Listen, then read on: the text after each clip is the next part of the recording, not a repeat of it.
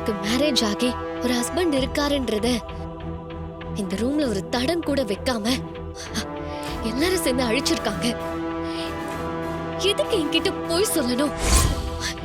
எனக்கு கல்யாணம் ஆயிடுச்சுன்னா என்னோட ஹஸ்பண்ட் யாரு? நான் எப்படி அவரை தேடுறது? பைக் ஷாப் வர போயிருக்கேன். அங்க என் கழுத்துல தாலி இருந்திருக்கு.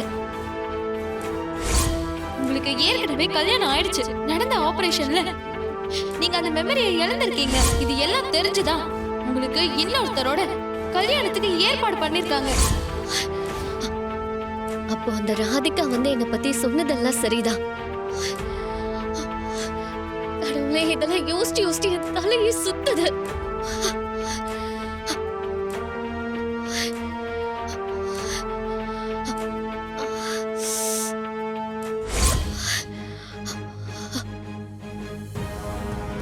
எனக்கு கல்யாணமான விஷயத்த என் குடும்பமே என்கிட்ட இருந்து மறைச்சிருக்காங்கன்னா எனக்கு கல்யாணமான விஷயத்த நான் வெளியில இருந்து தான் தேடணும்.